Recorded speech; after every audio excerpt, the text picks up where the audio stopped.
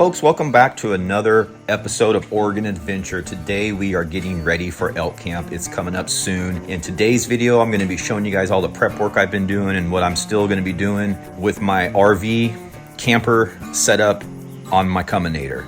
Let's jump into it. All right, folks, welcome back to another awesome episode.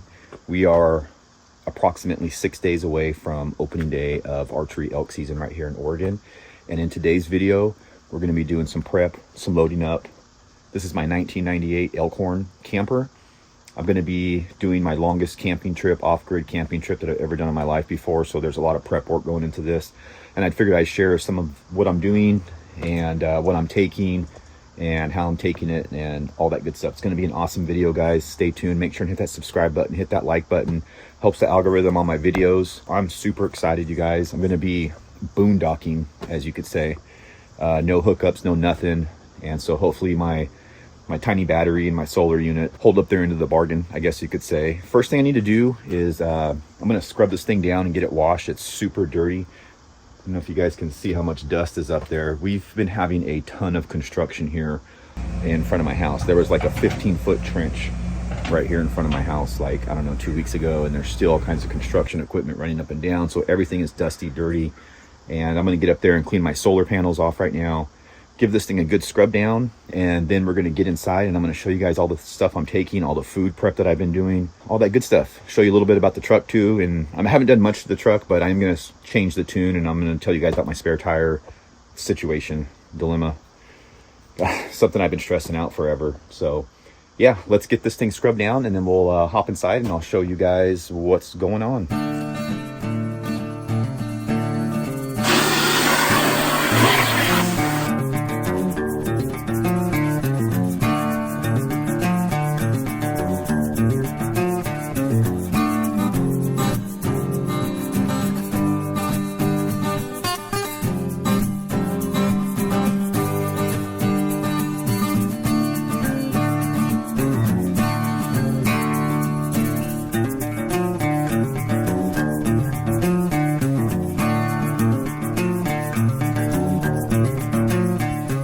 All right, folks, there's my spare tire. I'll tell this story. I guess we'll start off with this first.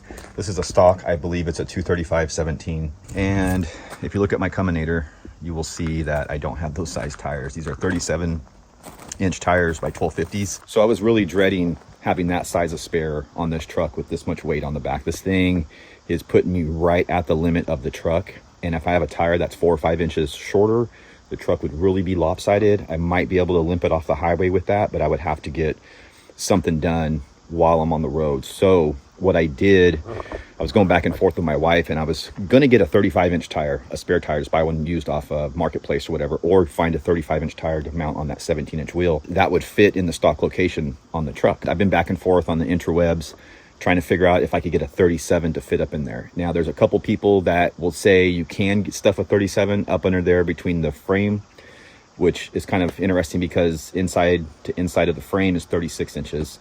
And I know these 37-inch tires are coming in around 36 and a half. Maybe if you deflated it, you might be able to stuff it in there. I don't know for sure. So what I did is I ordered a brand new 37-inch tire for this wheel right here. So that'll in my dilemma. And it has a higher load rating than these tires do. So even though there's a thicker sidewall, it has a higher load rating, so it should be a stronger tire. Should work out perfect if I do find myself in a situation where I'm having a flat tire. Now, if I can't get it to fit in the stock location, I'm just gonna wheel it up into the camper and carry it there. And then when I get to camp, I should be able to wheel it down the stairs. These tires are extremely heavy. I can't lift them by myself. I couldn't put it into the back of a truck. So to actually be easier, if I can't get it to mount underneath the truck, to carry it in the camper, because I could just wheel it down the stairs and then wheel it back, push it back up the stairs, you know, if I found myself in that predicament. So yeah, spare tire dilemma is handled. I drop that off tomorrow at Les Schwab and I should be able to pick it up Tuesday with my brand new tire on it. I just bit the bullet, screw it.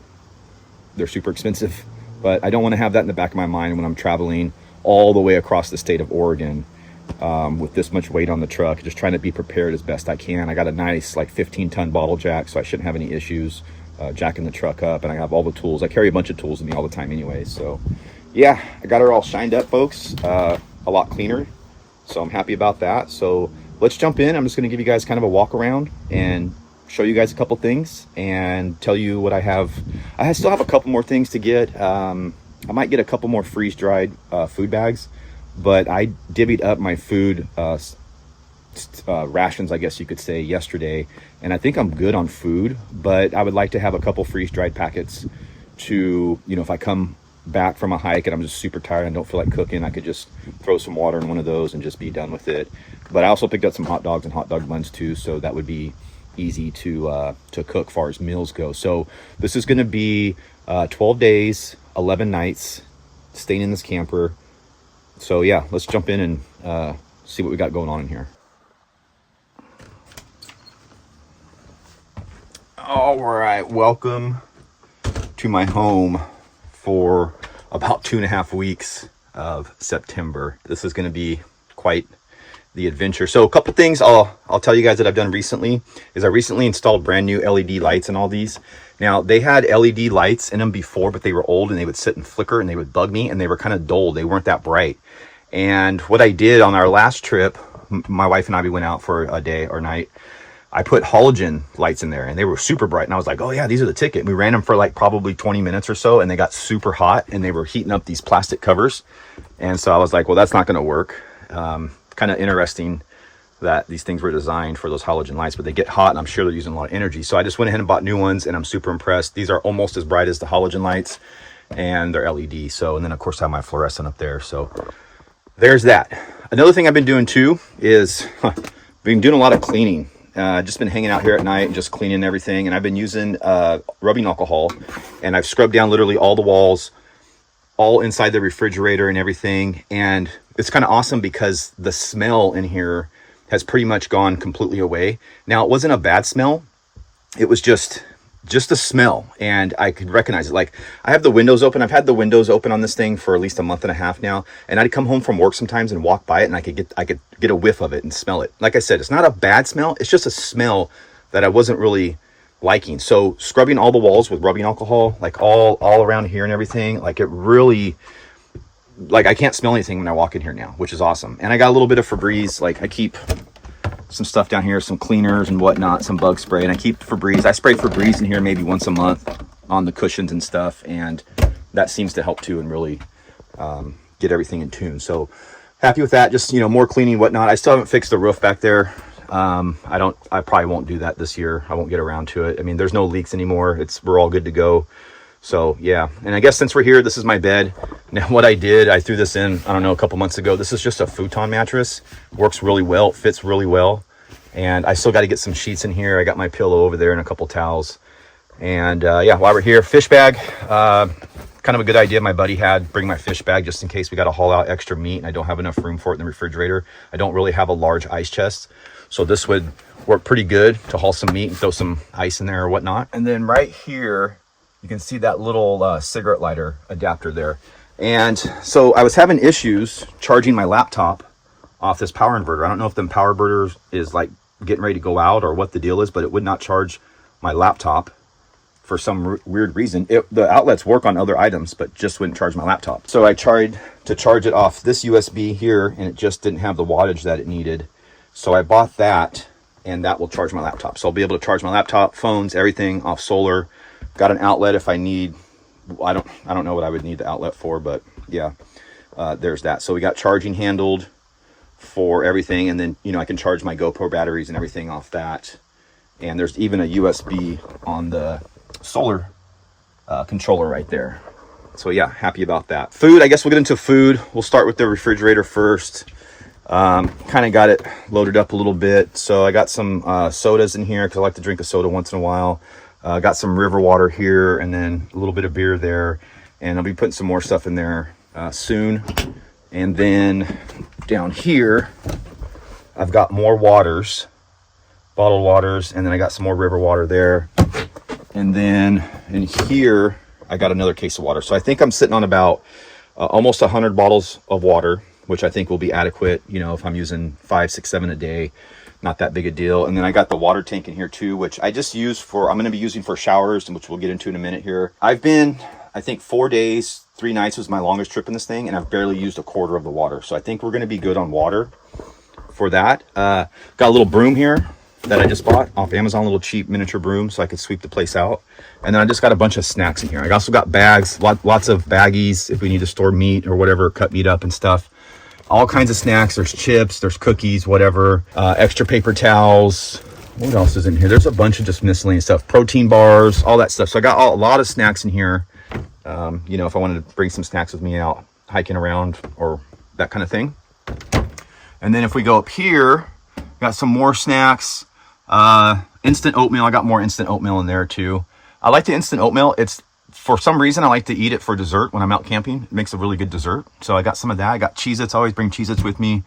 Chips. And then I got a bunch of instant mashed potatoes in here, which will work out good. Napkins. Little bowl to boil water in because I have the French press. I'll be making all my coffee in the French press. And so up here I got some spices. I got a couple freeze-dried, well, I guess 1, 2. This is the biscuits and gravy, and this is beef stroganoff. I might get a couple more of these, and then I got the liquid IV stuff so I can put in my water bottles. I'm gonna put a couple more of these in here. These are instant not mashed potatoes, but hash browns. These are really super good, super easy when you're camping. Coffee in here. I got more coffee here. I put these in my coffee every morning, which I like. So I got a handful of those in there. There's some plates and whatnot and stuff in here. Coffee creamer, spices. This is just salt, pepper, and garlic powder that I mixed all in together, like 3 equal parts. So, but most of my meat is already seasoned, which I will look at here in a minute. Like I said, some miscellaneous dishes and stuff in there. And then I have, I still got to scrub these up, but I have, you know, coffee cups and just a regular cup, cast iron, which I'll be doing all my cooking in on this 3-burner stove. And I have an oven. I didn't really bring anything to cook in the oven. I was thinking about bringing some chicken, but I was like, you know, whatever.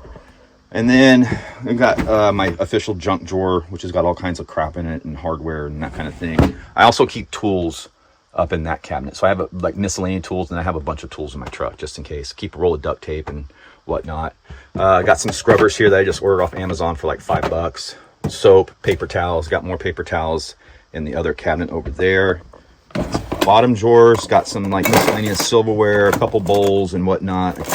There's some fold up eating utensils in there too. So yeah, got that. Food. So what I did with my meat is yesterday I went to the grocery store, and then I cut up like individual portions and then bagged them individually, and then I have them in the freezer right now.